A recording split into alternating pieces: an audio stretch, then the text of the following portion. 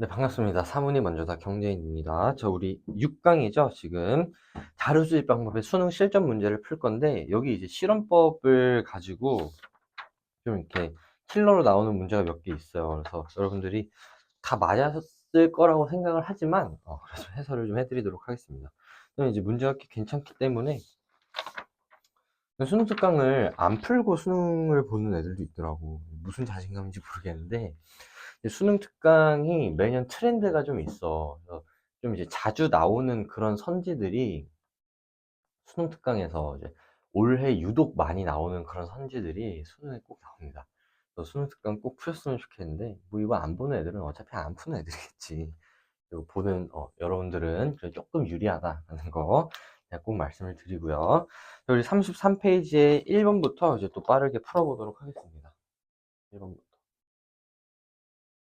여기 1번 보시면은 갑과 을이 사용한 자료수집 방법 어떤 거를 썼는지 좀 찾아보시면은, 인공지능 플랫폼이 교사와 학생에게 미치는 영향을 다각적으로 살펴보고자 개최된 학술 대회에서 연구자 갑은 중학교 두 곳에서 학생과 교사 200명을 대상으로 인공지능 플랫폼 이용 목적, 1일 평균 이용 시간 등을 묻는, 밑줄 치세요. 설문 문항에 응답하도록 한 후, 갑은 지금 뭘 쓴 거야? 질문지. 그죠?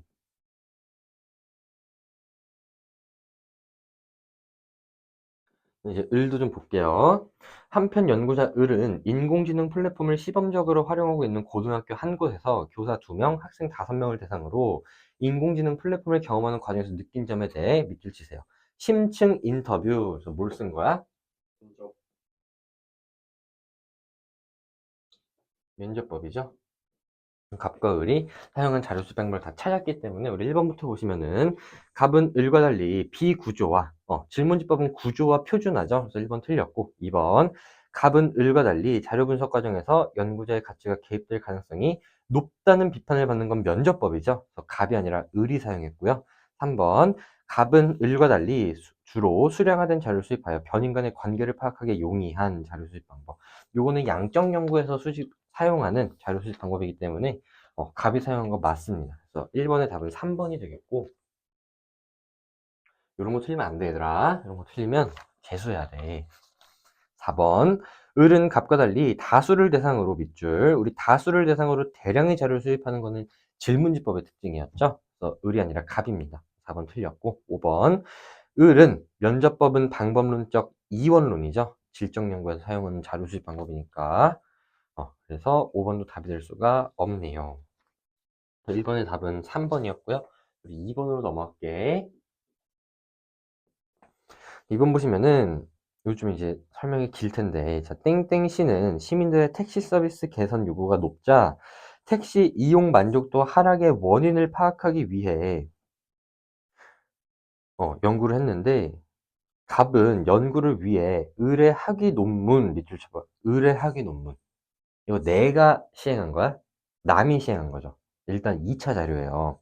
그래서 기억 보시면은 네모네모시의 택시 서비스에 관한 시민들의 인식이라는 학위 논문과, 그다음에 세모세모시에서 최근 발간한 니은 복개의 대중교통 이용 증진을 위한 정책 연구 보고서.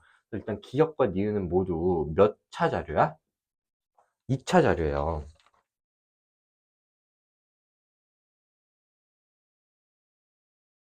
이건 2차 자료고, 그럼 갑이 사용한 자료 수집 방법은 뭐야? 문헌연구. 맞아요. 갑은 문헌연구법을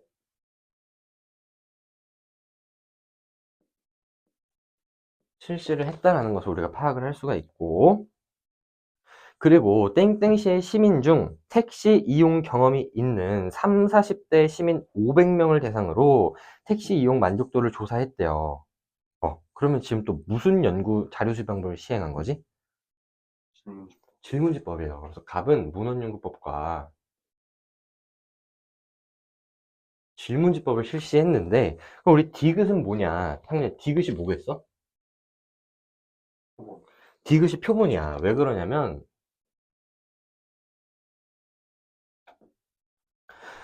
이 택시 이용 경험이 있는 3, 40대 시민 500명을 대상으로 만족도를 조사했잖아. 그러면은 디귿은 갑이 실제로 연구한 대상이 되는 거니까 디귿이 표본이 되는 거고. 자, 표본이 있으면 뭐가 있겠어? 모집단이 있을 텐데, 모집단을 다시 맨 위로 찾아가서 보시면은,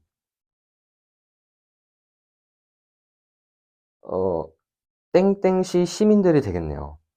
택시 서비스, 땡땡시의 시민 중, 이렇게 되니까 땡땡시의 시민이 모집단이 될 거고, 그러면은 지금 땡땡시 시민이 모집단인데, 표본을 3, 40대 500명으로 했기 때문에, 이 표본은 대표성이 있어, 없어? 왜 없어? 시민들 중에 3, 40대가 있는 게 아니에요. 맞아요. 지금 얘는 시민 30대에서 40대만 조사했기 때문에 대표성이 없습니다. 그래서 우리가 연령대를 다양하게 하셔야 되는데, 이게 조금 더 딥하게 들어가면은, 예를 들어서 시민이 이제 뭐 10대, 20대, 30대, 40대 이렇게 해가지고 90대 뭐 이렇게까지 있잖아. 100대도 있지 요즘에는. 어. 봐봐, 이게 뭐 예를 들어서 내가 공평하게 하기 위해서 모든 연령층에서 10명씩 수집했다. 이러면 대표성이 있을까? 모든 연령대에서 10명씩 자료를 수집했다. 대표성이 있을까요? 없을까요? 없어요. 왜 없어? 대표성은 무작위 선출해서 아니에요, 아니에요. 왜 없냐면, 우리가 인구 통계를 보시면은, 지금 우리나라는 40대랑 50대가 가장 많아. 그 다음에 이제 90대 이상은 많이 없겠죠. 그 다음에 이제 10대도 저출산 시대이기 때문에 10대 이하도 많이 없어요. 사실 정말 이제 제대로 하려면은 각 연령대의 비율대로 우리가 또 하셔야 돼. 비율대로. 그다음에 또 남자가 있고 여자가 있죠. 이제 또 인구 통계를 보면은 우리나라는 여자가 조금 더 많아요. 그래서 여자가 한 52%가 조금 넘고 남자가 이제 47% 조금 넘는데, 그래서 그런 것도 다 고려하셔야 돼. 고려하셔야 되고, 또 이제 그렇기 때문에 우리가 무작위로 추출하는 겁니다. 아무튼 이렇게 나는 공평하게 할 거다 해서 각 연령대에서 10명씩 뽑아도 표본의 대표성이 없다. 그래도 없는데 얘는 3, 40대만 뽑았기 때문에 더욱더 대표성이 없는 표본이 되겠죠. 수집된 자료를 통계 처리한 결과 택시 이용 만족도 해서 10점 만점 이렇게 돼 있지. 여기서 지금 개념의 조작 직경을 활용한 거야. 만족도를 어떻게 측정할 것인가 라는 문제를 10점 만점이라고 해결을 했기 때문에 우리가 추상적인 개념을 구체적으로 변환을 해줬고요. 택시 요금 만족도는 6.3점, 친절도는 7.8점 등을 종합하여 6.8점이었고, 구조화된 설문으로 확인할 수 없었던 내용을 파악하기 위해 추가로 택시 이용 만족도가 낮았던 시민 4명을 대상으로 진솔한 이야기 밑줄, 얘는 면접법까지 활용을 했다는 것을 알 수가 있습니다. 그래서 우리 기억부터 보시면은 답은 양적 자료와 질적 자료를 모두 수집하였다. 우리 질문지법과 면접법 이렇게 했으니까 모두 수집한 거 맞는데, 얘들아, 내가 한마디만 할게요. 예를 들어서 면접법이 안 나왔어. 면접법이 안 나왔어. 그래서 갑이 문헌연구법과 질문지법만 사용을 하는 거야. 그럼 이제 어떤 생각을 하신 분들이 있냐면은,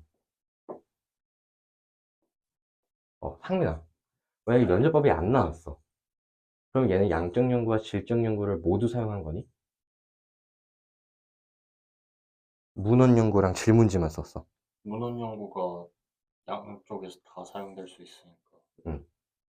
맞지 않을까요? 아니에요. 그렇게 생각하시면 절대 안 돼. 어? 내가 이것 때문에 이제 얘기를 한 건데, 우리 문헌 연구가 문헌연구법을 썼으니까 양적 연구와 질적 연구를 모두 사용했다라고 판단하시면 절대 안 돼요. 얘는 양적 연구랑 질적 연구 과정에서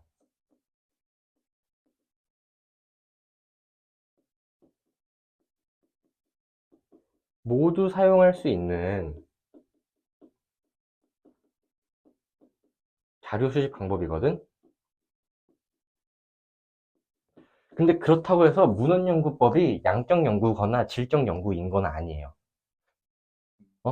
만약에 질문지법만 썼다. 그래서 질문지법이랑 문헌연구를 썼다면은 얘는 양적 연구를 수행하는 과정에서 문헌연구법을 실시를 한 거지 문헌연구법이 질적 연구가 될 수 있는 게 아니야. 뭔 소린지 알겠어? 응. 이거 애들이 진짜 많이 헷갈려요. 다시 정리하시면은 문헌연구법은 양적이나 질적 연구에서 모두 활용이 될 수 있는 자료 수집 방법인 거지 문헌연구법 자체가 양적 연구이거나 질적 연구인 게 아니야. 예를 들어서 질문집이랑 문헌연구를 실시했다 그러면은 이거는 이 문헌연구법은 양적 연구를 수집하는 과정에서 양적 연구를 하는 과정에서 문헌연구법을 실시를 한 거고 면접법이랑 문헌연구만 나왔다면은 얘는 질적 연구를 하는 과정에서 문헌연구법을 사용한 거지 문헌연구가 나왔다고 해서 뭐 이거는 양적 연구, 질적 연구 모두 사용했다 이렇게 판단하시면 절대 안 돼. 내가 진짜 중요한 얘기했다. 이런 건 다 유료 버전인데 어? 유료 버전인데 내가 다 까는 거야 지금. 내년이면 어차피 사면 없어지니까 숨기면 뭐해? 내가 갖고 있는 거 다 까야지. 그 다음에 니은 보시면은 그래서 이제 기억은 맞죠? 기억은 질문지 면접 둘 다 사용했기 때문에 맞고요. 니은 갑은 자료를 수집하기 위해 개념을 조작적으로 정의했죠. 그래서 이용 만족도를 10점 만점 척도로 계산을 했기 때문에 니은도 답이 될 수가 있습니다. 답이 될 수가 있어요. 자, 디귿 갑의 연구에서 기억과 니은 모두 2차 자료라고 했기 때문에 답이 될 수가 없고요. 리을 디귿은 표본은 맞는데 대표성이 없습니다. 30대와 40대만 가지고 우리 연구를 진행했기 때문에 모집당에 대해 대표성을 갖지 않습니다. 답은 1번이네요. 이번에 답은 1번이었고요. 그럼 이제 3번으로 넘어가시면은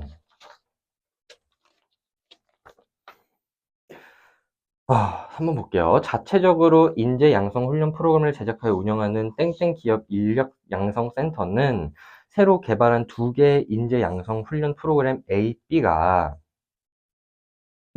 땡땡 기업 직원들의 업무 역량 증진에 효과가 있는지를 살펴보기로 했죠. 그러면 지금 이 훈련 프로그램이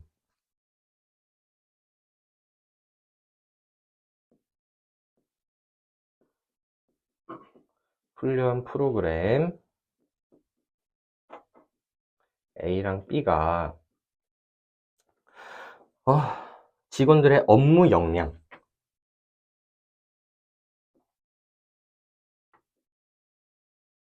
이 미치는 영향을 파악하는 거지. 그럼 지금 뭐가 원인이 되는 거고 뭐가 결과가 되는 거야? 훈련 프로그램이 그지? 그래서 얘가 얘에 미치는 영향이니까 지금 이 훈련 프로그램이 무슨 변수가 되는 거야? 얘가 지금 독립 변수가 되는 거고 얘가 종속 변수가 되는 거죠. 이걸 찾아주셔야 됐고 이를 위해 땡땡 기업 직원 중 연구에 동의한 직원 55명을 대상으로 실무 능력 검사를 실시한 후 이렇게 돼 있는데 지금 여기서 밑줄 쳐볼까? 실무 능력 검사를 실시한 후 그리고 밑줄 치시고 뭐라고 쓰시냐면은 사전 검사라고 써요. 사전 검사. 그다음에 이 55명은 실제로 연구한 대상이 되는 거기 때문에 얘가 지금 표본이 되는 겁니다. 표본. 그다음에 실무 능력 지수가 유사한 직원 20명을 선발하여 각각 10명씩 2개 그룹으로 나눴대요. 그래서 지금 한 그룹과 한 그룹 이렇게 총 2그룹이 있는데 이 리을 그룹과 지금 미음 그룹이 있잖아.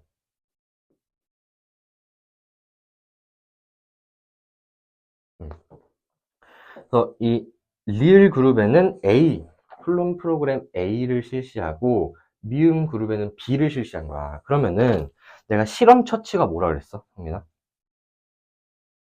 독립 변수를 응. 적용하는 그렇지. 독립 변수를 처치한 집단이 실험 집단이라고 했지. 그럼 여기서 지금 독립 변수가 뭐야?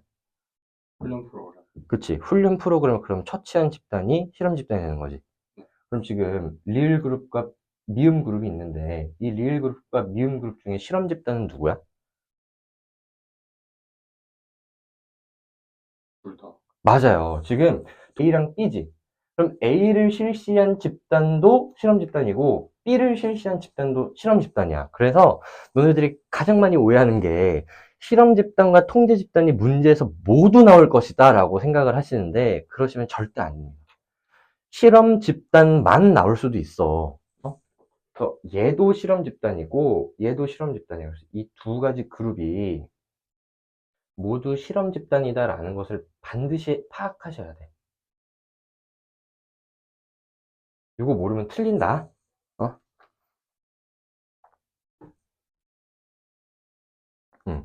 그래서 지금 문제에서 디귿을 표본이라고 물어봤는데 디귿은 실험 집단이에요.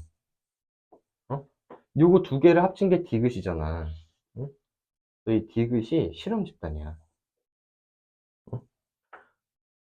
그 다음에 퇴소 전 다시 실시한 실무 능력 검사 밑줄 칠까? 다시 실시한 실무 능력 검사. 요게 그럼 뭐가 되는 거야? 하고 사후 조사가 되는 거겠죠? 사후 검사. 그래서 A를 적용한 그룹에 속한 직원들의 점수는 기존 점수와 차이가 없는데 B는 통계적으로 유의미한 수준으로 상승했다는 것을 확인할 수가 있었대요. 그냥 그런 거야. 받아들이시면 돼요. 자, 1번 보시면은 기억은 종속 변인이 아니라 기억은 독립 변인이고요. 니은은 표본이고 디귿은 실험 집단이야. 그 다음에 리을과 미음은 모두 실험 집단이기 때문에 우리 3번의 답은 3번이 되겠습니다. 4번. 지금 얘는 실험법인데 실험법은 가장 구조화 정도가 높아요. 가장 구조화 정도가 높아요. 그래서 비구조화가 아닙니다. 4번 틀렸고요. 5번. 이는 실험법이기 때문에 방법론적 이론론을 전제로 한 연구가 이루어졌다고 하셔야겠네요. 3번의 답은 3번이었고, 꽤나 어려운 문제 중에 속합니다. 이 정도는 우리 3월 모의고사에도 이 정도 난이도 나올 것 같아. 그래서 이 3월 모의고사가 지금 이제 촬영 시점을 기준으로 오늘이 무슨 요일이야? 토요일. 토요일이면 30일 딱 한 달 남았네. 3월 모의고사에는 이 정도 문제는 쉽게 푸는 학생들이 3월 모의고사에 나오는 우리 문제를 맞출 수가 있을 것 같아요. 그 다음에 4번을 보는데 누가 핸드폰 하래? 어, 어? 상민이가 지금 요 단원을 다 맞았다고 아주 거만한 태도로 수업을 듣고 있어요.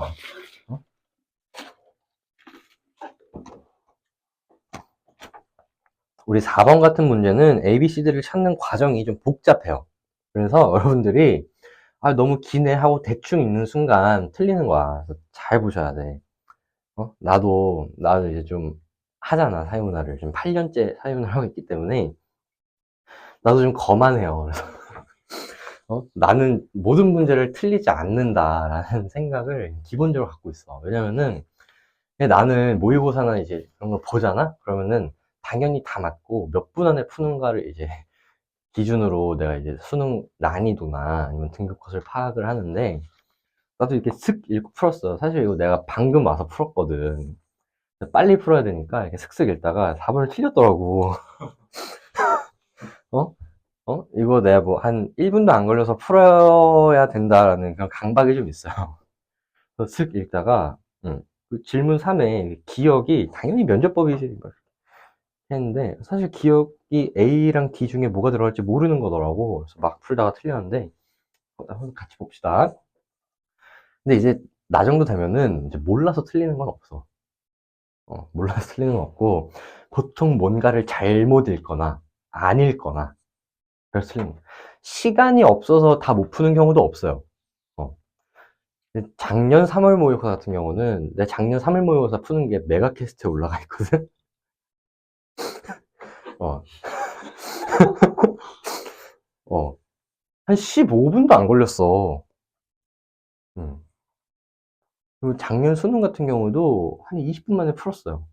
이렇게 막 이렇게 오래 걸리는 시험이 없는 것 같아. 그리고 그 정답률 3%짜리 문제 나왔었던 거 아니야? 모르지?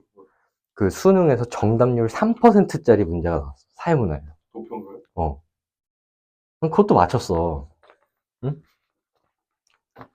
암튼, 저는 4번을 틀리긴 했지만, 뭔가를 잘못 읽었다. 해명이고요. 한번 보겠습니다. 자료수집 방법이 지금 4가지가 나왔는데 면접법, 실험법, 질문지법, 참여관찰법 중에 하나고 질문 1은 A와 구분되는 B의 특징을 기술하는 것인데 갑은 옳고 을은 틀렸대요. 근데 을은 C의 일반적인 특징인 가장 엄격한 통제가 가해지는 자료수집 방법 이렇게 되어 있는데 가장 엄격한 통제가 가해지는 자료수집 방법이 뭐야? 실험법. 실험법이에요. C가 실험법이야.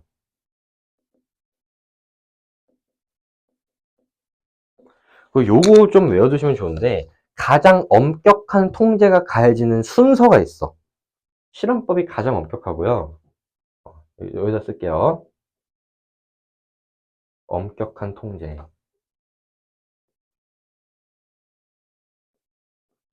이 순서는 외워두시면 좋아요. 1등이 실험법이라고. 그 다음이 뭐겠니? 질문지. 어떻게 알았어? 그 다음은? 면접. 맞아요. 어떻게 알았지? 그 다음은? 음. 잘하네.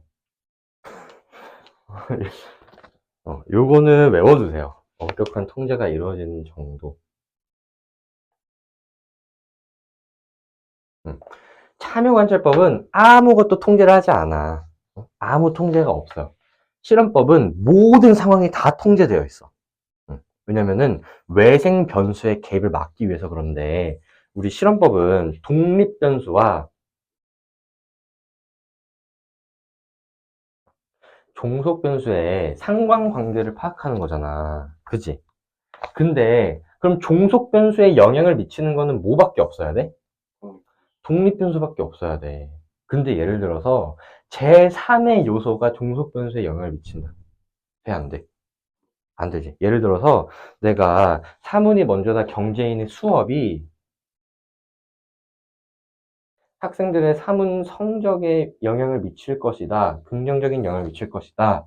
라는 주제로 연구를 실시했는데 실제로 학생들의 성적에 영향을 미치는 거는 내 수업이 아니라 윤성훈의 수업이었어 봐. 응? 그래서 윤성훈의 수업을 들어서 애들이 성적이 다 떨어진 거야. 어? 막, 어? 그, 뭐야, 악성 민원인이 막 지위라고 가르치고, 그래가지고 애들이 그걸 틀려가지고 성적이 막 다 떨어진 거야. 이런 얘기 하면 안 돼. 위험한 것 같은데요. 뭐 어때? 악성 민원인을 지위라 그랬다가, 그거 지위가 아니거든요. 민원인이 어떻게 지위야? 지위라는 거는, 내가 실제 사회에서 차지하고 있는 위치여야 돼. 예를 들어서 이런 거였는데, 내가 어디 가서 처음 만난 사람이랑, 뭐, 나를 소개하는데, 저는 학생입니다. 저는 뭐, 강사입니다. 저는 뭐, 무슨 회사 대표입니다. 저는 민원인입니다. 저는 악성 민원인입니다. 이렇게 얘기하는 사람이 어딨어? 그건 지위가 아니야, 얘들아. 아무튼 그래 봐봐. 그러면은 이 종속 변수, 사회문화 성적이라는 종속 변수에 제3의 요소가 개입이 되면서 이 독립 변수가 종속 변수에 제대로 영향을 미쳤는지 파악할 수가 있어, 없어? 없어요. 그래서 이런 거를 제외하기 위해서 그런 걸 없애줘야 된단 말이야. 없애줘야 돼, 이런 거를. 그래서 엄청나게 통제를 간단 말이야. 응? 그다음에 이제 면접법보다 질문지법이 더 통제 정도가 높은 이유는 면접법은 비교적 자유로운 상태에서 진행을 해요. 그래서 내가 어떤 질문을 해야겠다 정도는 생각을 하고 들어가겠지. 그냥 뭐 프리토킹을 하러 가는 건 아니니까. 어떤 질문을 해야겠다 정도만 생각을 하는데 그 상황에서 뭐 새끼 질문을 더 한다든지 아니면은 뭐 연구 대상자가 너무 힘들으니까 이 질문은 빼야겠다. 이런 식으로 좀 유연한 대처가 가능하기 때문에 질문지법에 비해서는 통제 정도가 낮아요. 근데 질문지법은 내가 질문지를 작성해 놓은 순간 뭔가를 더 추가하거나 빼거나 할 수 있어, 없어? 없죠. 그렇기 때문에 면접법보다는 통제 정도가 높다. 참여관찰법은 내가 연구 대상자에게 어떤 통제를 가하는 순간 그 참여관찰법으로 수집된 자료는 잘못 수집된 자료라고 내가 아까 5강에서 얘기했는데 5강을 안 본 친구들은 모르겠지. 요 순서대로 진행이 된다는 거 아셔야 됩니다. 아무튼 이제 C는 실험법이었고요. 질문 2를 보시면은 양적 연구에서 주로 사용되는 자료 수집 방법을 고르는 건데 갑과 을은 모두 B, C를 제시해서 옳은 응답을 했대. 그러면은 지금 C가 실험법이죠. 그러면은 양적 연구에서 활용되는 자료 수집 방법 나머지 하나가 뭐야? 질문. B가 뭐야? 맞아요. B가 질문지고 질문지. 그 다음에 질문 3은 A, D 중 자료 수집 과정에서 연구자와 연구 대상자 간 언어적 상호작용이 필수적인 자료 수집을 고르는 건데 갑이 기억을 제시하여 갑만 옳게 했대요. 그럼 기억이 지금 A랑 D가 면접법이랑 참여관찰법인데 이 중에서 언어적 상호작용이 필수적인 건 면접법이죠. 우리 기억에는 면접법이 들어가줘야 돼. 응? 근데 내가 이거를 A가 들어가겠지라고 생각해서 틀렸단 말이야. 그러면 안 돼요. 기억 볼게. B는 질문지법이죠. A씨와 달리 경험적 자료를 수집하기에 적합하지 않다. 자, 우리 경험적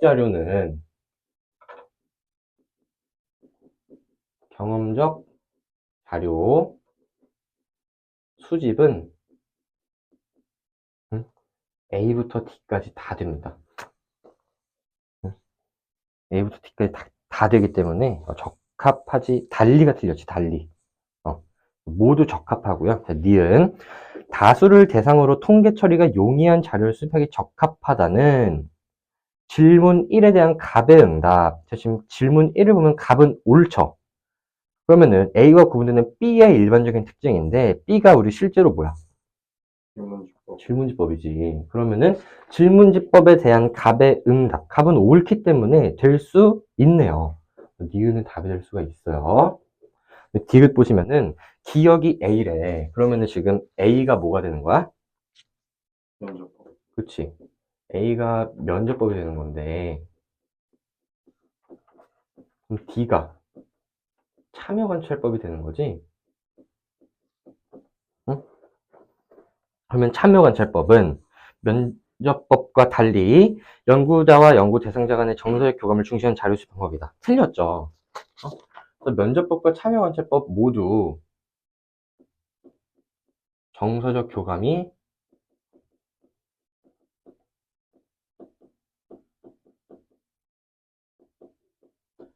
중시됩니다.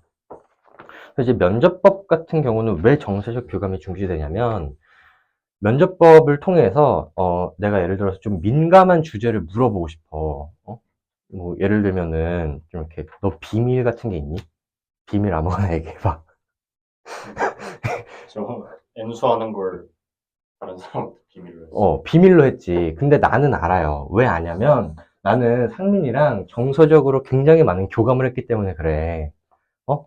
근데 예를 들어서 상민이랑 별로 친하지 않은 동현이 같은 애들이 이렇게 와가지고 상민이한테 N수 생활의 고충에 대해서 물어보면은 상민이는 입국다스를 할 거란 말이야. 응? 그래서 이제 좀 민감한 질문, 좀 비밀 같은 거를 알아내기 위해서는 연구자가 연구 대상자에게 조금 정서적으로 다가가는 그런 거를 레포를 형성한다 그래. 레포. 들어봤어? 네. 레포 형성이 중요합니다. 그 다음에 참여관찰법은 왜 그러냐면 예를 들어서 내가 1살짜리 아이를 대상으로 참여관찰법을 진행할 거야. 그래서 1살짜리 애들만 있는 방에 들어가가지고 앉아있는데 예를 들어서 애들이 나를 싫어해. 그러면은 그냥 애들이 나를 보고 계속 우는 거야. 그러면 정상적인 자료 수집을 할 수가 있겠니? 없겠죠. 그리고 식인종을 연구를 하겠다. 그래서 들어가가지고 앉아있으면은 잡아먹혀요. 그래서 정서적으로 좀 가까워진 상태에서 연구를 진행을 해야 되지. 그렇지 않은 상태에서 연구를 진행하면은 참여관찰도 좀 어려움이 있을 수 있다. 그래서 둘 다에 해당하는 거기 때문에 들어갈 수가 없습니다. 그래서 답은 니은, 리을 하셔서 4번이죠? 4번. 리을 보시면은 기억이 D래. 응? 응? 기억이 D면은 D가 면접법이죠. 그럼 A가 참여관찰법이지?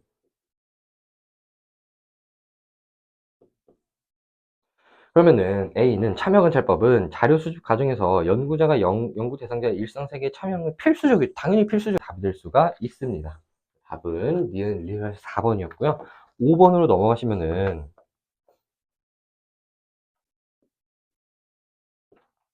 얘도 A, B, C들을 찾아주셔야 되는데 B는 독립변인을 인위적으로 처치한대. 그럼 B가 뭐야? 실험법. 그지? 그 다음에 D는 자료의 실제성 확보에 가장 유리한 거니까 뭐야? 참여관찰. B랑 D를 찾았고요. 그 다음에 지금 가에 뭐가 들어가는지에 따라서 우리 A랑 C가 결정이 되는데, 자, A가 연구자와 연구 대상자 간의 정서적 유대관계 형성을 중시한다면 우리 A가 뭐가 되겠어? 면접. 그지? A가 면접법이 되겠죠. 그럼 C가 뭐가 되겠어? 질문. 질문지법이 되는데, 질문지법은 대규모 집단을 대상으로 한 자료 수집에 유리합니다. 그래서 니은, 기억은 답이 될 수가 있고요. 니은 B는 실험법은 참여관찰법과 달리 질적 자료 수집이 아니라 실험법은 양적 연구죠. 니은은 틀렸고요. 디귿 가에는 경험적 자료의 수집에 적합한가가 들어갈 수 없습니다. 형민아, 왜 들어갈 수 없어? 공통점이라고. 맞아요. A부터 D까지 모두 해당하기 때문에 들어갈 수가 없고요. 디귿은 맞았죠? 답이 될 수가 있어요. 리을 보시면은 가에 방법론적 이론론에 기초한 연구니까 양적 연구인데, 그러면은 지금 실험법이 얘라 그랬으니까 C도 양적 연구겠지? C가 뭐가 되는 거야? 질문. 질문지법이 되는 거고, 그러면 A는 면접. 면접법이 되는 거지. 그럼 면접법은 질문지법에 비해 연구자가 자료수집 과정에서 유용성과 융통성을 발휘하기 용이하다. 맞네요. 답은 기역, 디귿, 리을 해서 4번이 되겠습니다. 그 다음에 6번으로 넘어갈게요. 6번 보시면은 서술한 내용이 옳으면 1점, 틀리면 0점인데 면접법, 질문지법, 참여관찰법 중에 하나고, 자, 문제 1을 보시면은 A와 구분되는 B의 특징이니까 B의 특징이 들어오셔야 되는데 구조와 표준화된 자료수집 방법이다. 그럼 지금 구조와 표준화된 거는 면접법, 질문지법, 참여관찰법 중에 뭐밖에 없어? 질문지. 그죠? 그러니까 지금 B가 질문지법이지.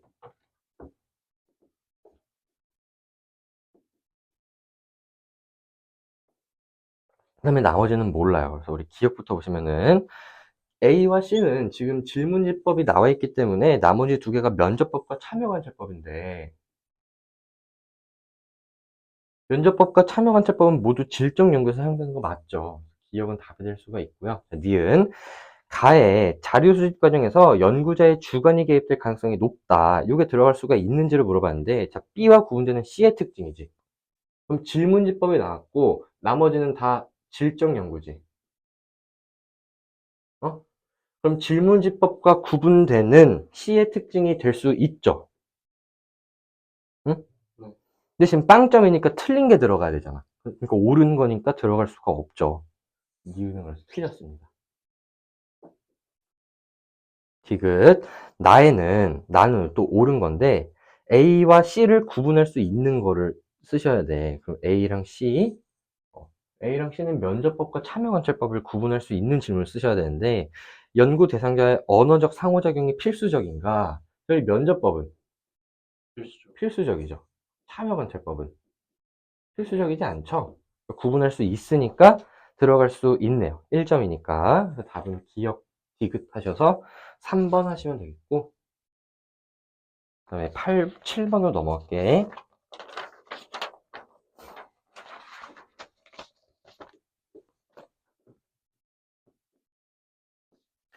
7번 보시면은 지금 A, B를 찾아주셔야 되는데, 자, 값 보니까 방과 학교 수강이 학업 성취도에 미친 영향에서 대상이 고딩 125명과 네모네모 고딩 233명이고, 밑줄 치세요. 지금 값 두 번째 줄에 설문조사. 그래서 값은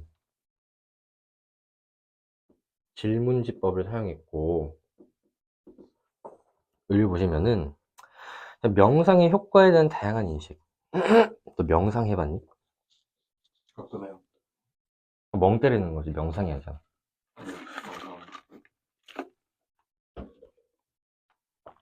네. 맞아. 내가 인도에 가서 명상을 해봤거든. 근데 이 명상이 은근 허리가 아프더라고. 이렇게 가부좌 틀고 하면 그렇죠. 못하겠어. 근데 움직이면은 막 그 시꺼먼 사람이 와가지고 막 뭐라 해. 막 don't move 이러면서 어? 그러면서 막 이상한 막 외계어를 막 이렇게 주문을 외우면서 하는 거야. 어? 내가 저거는 영어냐? 아니래. 힌디어냐? 아니래. 그래서 저게 뭐냐 했더니 산스크리트어래. 음, 산스크리트어가 그러니까 고대 힌디어래. 음, 우리나라로 치면은 중세 국어를 막 외치면서 음. 어, 무슨 뜻이냐 그랬더니 뭐 말해도 모를 거라면서 안 알려주더라고. 자기도 모르는 거 아닐까요? 아니야. 그 엄청 대단한 분이야. 어, 1시간에 8,000원이나 내고 나 들었단 말이야. 500루피. 어, 명상의 효과가 별로 없는 것 같아. 나는 화만 더 커지고 왔어. 중간에 나가지도 못하게 하고. 아무튼 진솔한 대화를 나누었기 때문에 얘는 면접법입니다. 너 요가는 해봤어? 어. 네, 요가도 했는데 요가도 하고 플라잉 요가도 했어.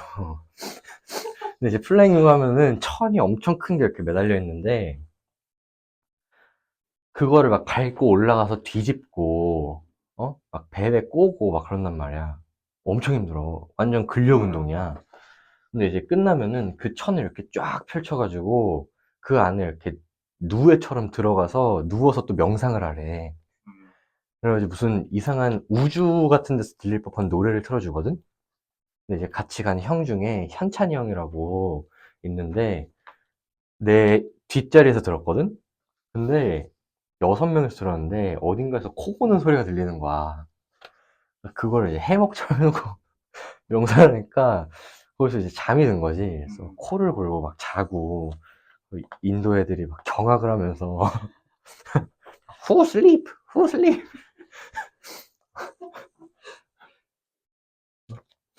그랬던 기억이 있네요. 이해가 갑자기 왜 했지? 어디까지 했지? 1번 손지 봐야 되나? 네. 응. 그래서 갑이 A니까 A가 질문지법이고 문제법이 B죠. A는 B와 달리 질적 연구가 아니라 질문지법이죠.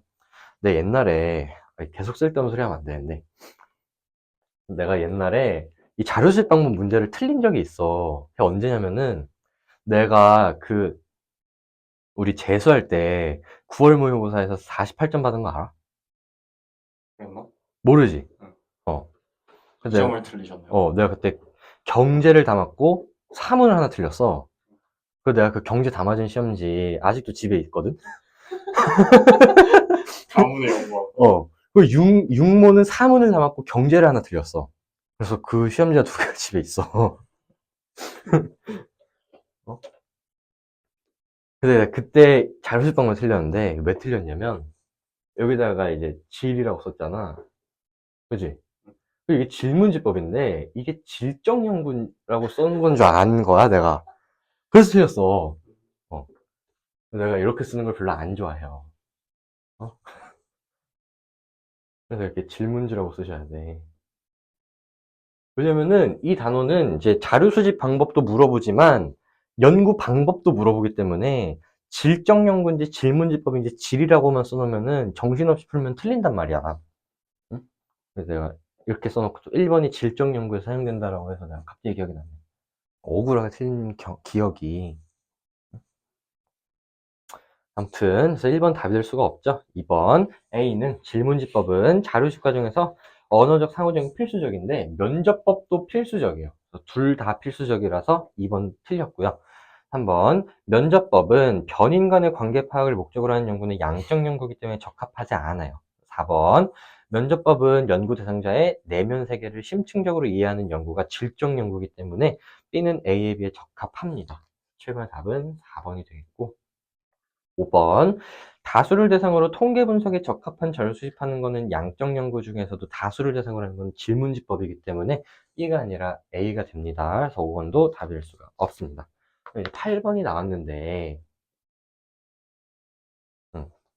이게 이제 질문지 작성법이라는 또 그게 있거든.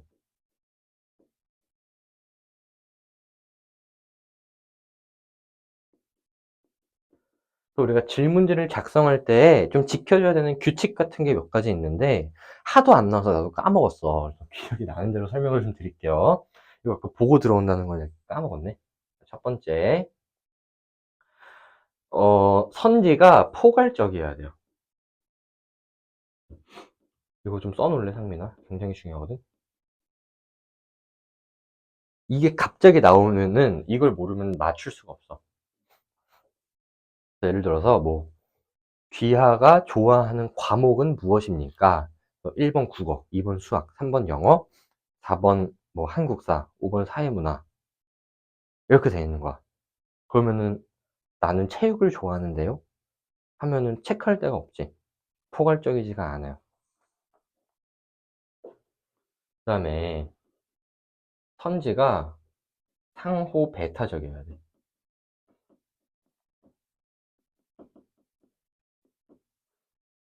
예를 들어서 귀하의 연령은 어떻게 되나요? 이런 질문에 뭐 10대, 그래서 얘는 10대 이상, 뭐 30대 미만, 그 다음에 뭐 30대 이상 이렇게 나와 있어. 그럼 상호 배타적이야? 아니요. 왜 아니야? 10대가 겹쳐요. 그래. 내가 10대면은 여기다 체크해야 되는지 여기다 체크해야 되는지 알 수가 없죠. 세 번째는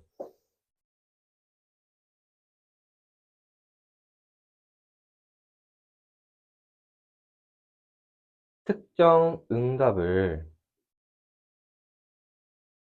유도하면 안 됩니다. 응? 예전에 우리 이명박 대통령님이 4대강 사업에 대한 어? 그 이제 설문 뭐 그런 걸 한 적이 있는데 뭐 4대강 사업을 통해 뭐 농업 비중이 높은 우리나라의 뭐 가뭄과 홍수를 해결하였고 어쩌고 저쩌고 이러면서 갑자기 뭐 4대강 사업에 대해 어떻게 평가하십니까? 그래서 뭐 매우 만족 이렇게 한 적이 있어. 그러면은 4대강 사업에 대해서 엄청 좋게 설명을 해놓고 물어보면은 아무 생각 없는 사람이 그냥 들었을 때는 잘한 거구나 이렇게 생각할 수가 있지. 그런 식으로 하면 돼, 안 돼? 안 돼요. 안 돼. 그런 식으로 설문조사 하면 안 돼요. 이거는 내가 팩트를 얘기한 거지 아무런 그런 정치적인 견해가 안 들어가 있는 거야. 그 다음에 또 뭐가 있어야 되냐면은 이제 내가 기억이 안 난다. 여기 앞에 나와 있나? 있을 거요.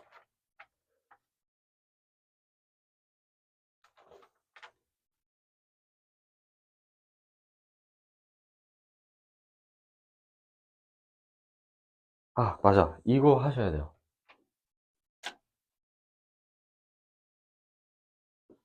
모호한 질문을 하시면 안 돼. 그래서 이게 어떤 식으로 나오냐면은 아, 최근, 뭐 요즘, 응? 뭐 귀하의,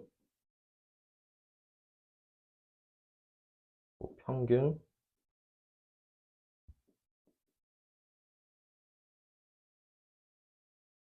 공부 시간은 어, 이런 거 물어보잖아. 그럼 이제 뭐가 문제냐면은 최근이 언제부터 언제까지를 얘기하는 거지?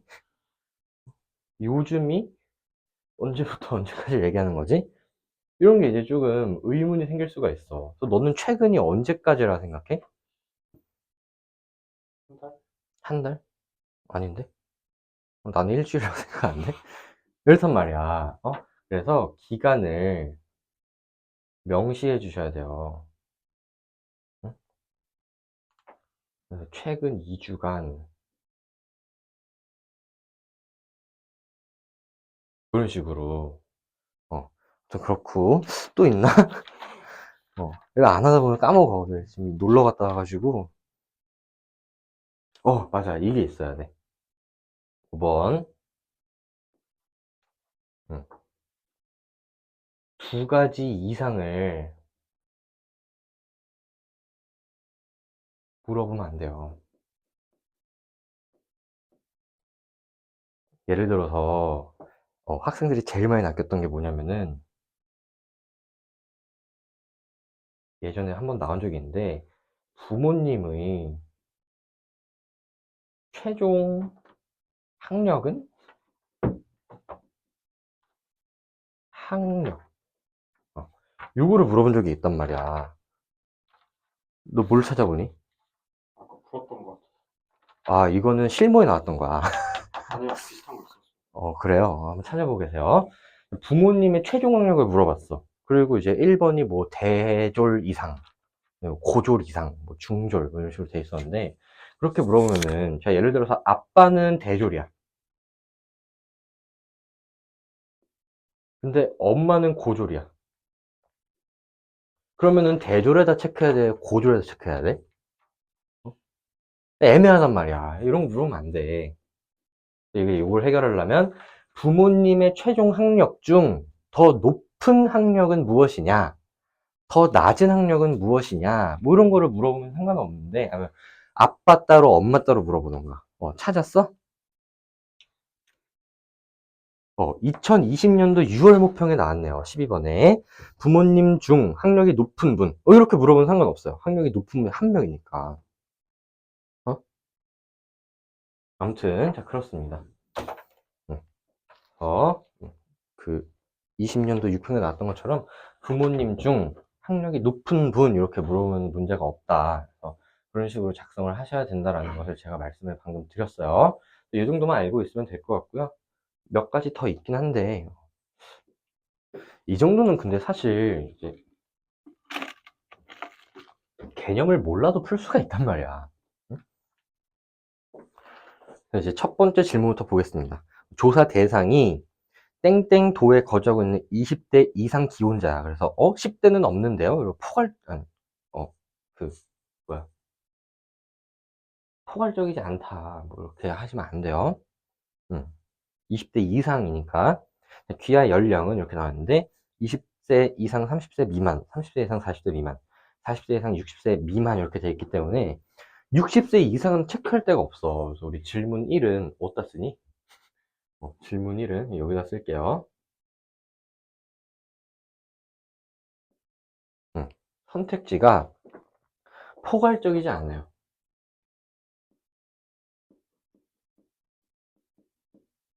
선택지의 포괄성을 위반했고요. 질문 2. 우리 땡땡도가 광역자치단체 중 출산 장려 정책에 지출한 예산이 가장 많은 것으로 나타났습니다. 땡땡도가 저출생 문제 해결에 적극적으로 대처하고 있다고 생각하십니까? 이거 완전 이명박 대통령이랑 똑같죠? 이렇게 하면 안 돼요. 저 이명박 대통령에 대해 아무 생각이 없어요. 아무런, 나는 평가를 하진 않았어. 있는 그대로 얘기한 거야. 내가 지금 파란색 옷을 입고 있다고 민주당을 지지한다고 생각하시면 안 돼요. 진짜 안 된다. 요즘같이 지금 양극단으로 첨예하게 대립하고 있는 시점에서 이렇게 잘못 얘기하고 있다가 저는 뭐 시위 같은 것도 나가지 않고요. 왜? 그러냐면, 시위 같은 것도 나가지 않고 막 나는 저기 여론조사 같은 거 와도 그냥 끊어버려. 나는 아무 생각이 없어요. 나는 사회문화 생각만 하지. 응. 그래서 지금 질문 2는 특정 응답을 유도하고 있다는 한계가 있습니다. 특정 응답을 유도하고 있다. 그다음에 질문 3이 좀 어렵더라고. 상민아, 너 이거 어떻게 맞췄어? 질문 3이 왜 선택지가 상호 배타적이지 않아?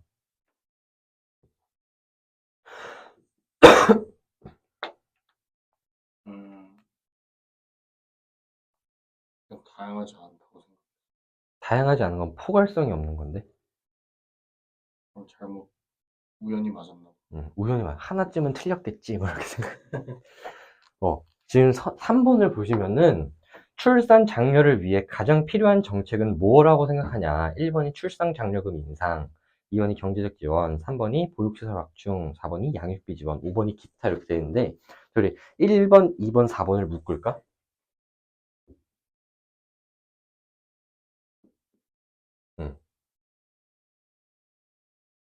봐봐. 출산 장려금을 인상하는 거는 경제적 지원이죠.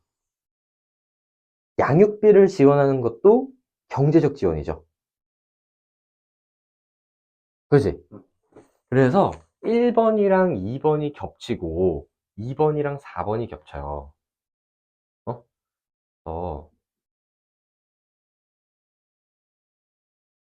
상호 배타성의 문제가 발생했습니다.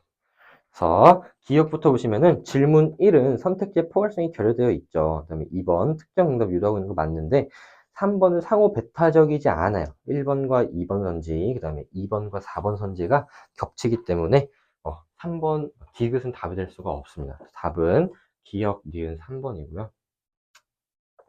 저는 완전 중도 성향의 사람이기 때문에 제가 그냥 예를 드는 거는 이게 뭐 국민의힘 정당에 조금 공격성 사례를 들 수도 있고 우리 더불어민주당에 좀 공격성 사례를 들 수도 있습니다. 이게 사회문화라는 과목이잖아요, 여러분. 사회문화 과목의 특성, 우리 사회를 바라보는 과목인데 우리 사회에서 발생했던 문제들을 얼마든지 언급할 수 있어요. 뭐 예를 들면은 뭐 더불어민주당 당대표의 그런 문제점이라든지 그런 것도 다 우리 사회의 문제점이기 때문에 나중에 뭐 일탈 단원이라든지 이런 단원에서 제가 언급을 할 예정입니다. 그러니까 여기까지 보시고 이명박 대통령을 디스해? 그러면은 쟤는 민주당이야. 이렇게 판단하시면 절대 안 돼요. 저는 완전 중립. 이게 가르치는 사람이 그 정치적인 견해를 학생들한테 전달하면 안 돼. 요 선생님 있잖아. 요 선생님. 응? 그 수업 시간에 엄청 정치 얘기하죠? 파란색으로 써은 제 이유가 있어요. 엄청 정치 얘기를 많이 한단 말이에요. 우리 학교 교수님들도, 무슨, 응? 그때 계엄령 터졌을 때 완전 신나가지고, 뭐 국민의힘 어쩌고저쩌고 그러면서, 나는 그게 되게 듣기가 거북하더라고. 그래가지고 수업을 가지 않았어요. 아니, 교수님이 자기 학문에 대해서만 얘기하면 되지. 왜 수업 시간에 정치적으로 자신의 견해를 막 밝히면서 애들한테 시위를 나가라고 하는 거야. 그때 그 촛불 집회 나가라고. 그러면 안 되는 거 아니냐? 어?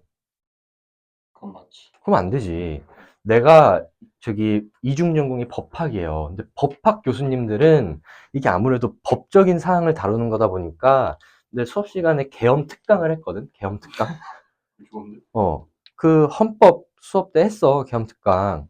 그 다음에 헌법재판소 관련된 수업 시간에도 계엄에 대해서 1시간 정도, 그건 해야죠. 그건 해야 되는데, 갑자기 그 글쓰기 교수님이 와가지고, 막 신나가지고 막 윤석열이 어쩌고저쩌고 막, 하면서 뭐 애들 보고 시위를 나가서 인증샷을 찍어오면은 그, 출석 처리 해주겠대. 그게 말이 되니? 내가 교수님 이름을 밝히지 않겠어요. 그렇지만, 우리 미네르바, 교수님, 그러시면 안 됩니다. 그러면 안 돼. 아무튼 저는 정치 관련된 사례를 많이 들어드리긴 할 거지만, 그게 우리 사회에서 일어나고 있는 문제들이기 때문에, 사회문화 수업에서 얼마든지 언급을 할 수 있다고 생각하고, 저는 그거에 대한 평가를 하진 않아요. 근데, 그, 이명박 대통령의 그 이제, 4대강 관련 이 설문조사는 그때 당시에 2007년인가 8년인가, 너네들은 한 2살, 3살 때죠. 모르겠지만 이슈가 된 적이 있어서 내가 언급을 한 거야. 그러니까 절대 오해는 하지 마시고. 우리 기출 플러스 2문제 있는데 너무 귀찮은데 요거는 제가 링크를 달아드리겠습니다. G 플러스는 링크 작년 국평이랑 작년 수능 링크 타고 넘어가셔서 시청하시면 될 것 같고, 저랑은 7강 우리 탐구 태도와 연구 윤리 단원에서 하면 되는데, 여기는 또 굉장히 쉬워요. 탐구 태도 4개 있고 연구 윤리는 뭐 거의 도덕 수준으로 출제가 되기 때문에 전혀 어렵지 않습니다. 그래서 저랑은 7강에서 다시 만나도록 할게요.